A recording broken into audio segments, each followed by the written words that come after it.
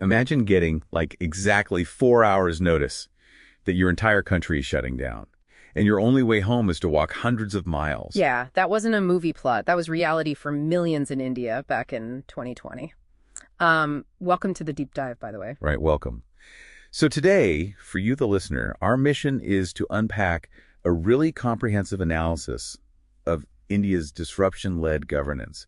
And we're looking at the period from, well, 2014 all the way to 2026. And, just to set the stage here before we jump in, the sources we're examining today do contain some pretty politically charged critiques of the Indian government. Yeah, absolutely. And we should be really clear. We are not taking sides or endorsing these viewpoints.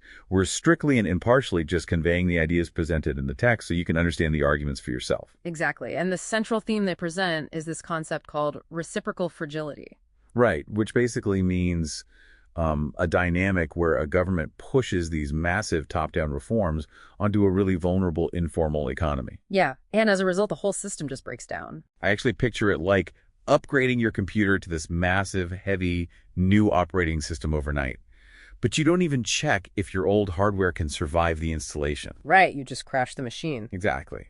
And when a government operates with that kind of urgency, prioritizing sweeping optics over slow structural reform, you get events like November 2016. Ah, right. The cash shock. Yeah, demonetization, Yeah. where the state basically withdrew 86.9% of high-value currency, and they did it practically overnight. Framing it as a strike against black money. Right. But it just devastated the informal sector. I mean, that sector employs nearly 90% of the Indian workforce. Wow, 90%. That's massive. Yeah, because the sources emphasize that policymakers fundamentally misunderstood what cash actually does. In the informal economy, cash isn't just, hidden wealth stored under a mattress. Right. The text calls it the circulatory fluid of daily survival. Exactly. For farmers, for casual laborers, when you lose physical currency, supply chains literally cannot move.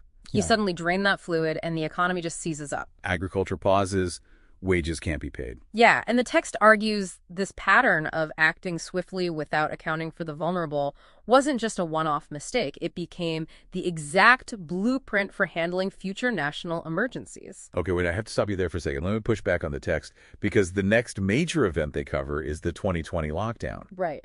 But wasn't the pandemic an unprecedented global shock? Like every economy on Earth crashed?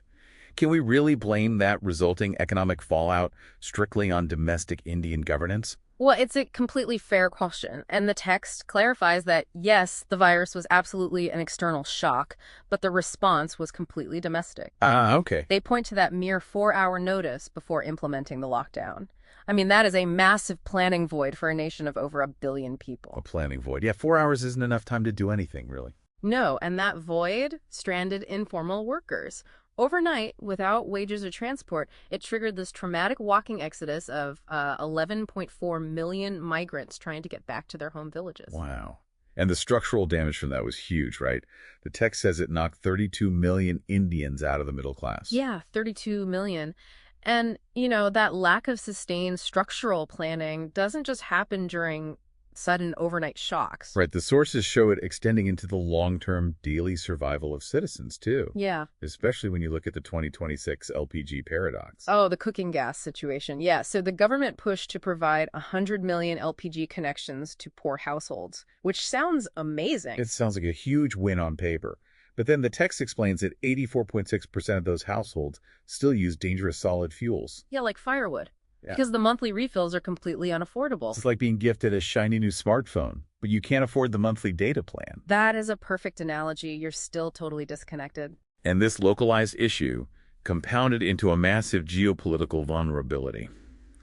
During the Strait of Hormuz crisis in March 2026, it became so obvious that India operates its LPG supply on a just-in-time basis. Right, holding only, 7 to 10 days of stock? Exactly. So for you, the listener, the stakes here are so tangible.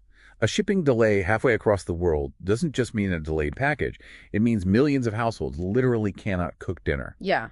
So synthesizing all of this, the deep dive concludes that this hyper-centralized governance, combined with what the sources call a 6-year black hole of suppressed employment data, it generates these bold headlines. But it engineers a deeply insecure economy underneath. Right. And the stated goal of all these policies is national self-reliance, but the sources suggest renewable e-cooking is the only way to actually achieve that true independence. Which leaves a final provocative thought for you to ponder. Yeah.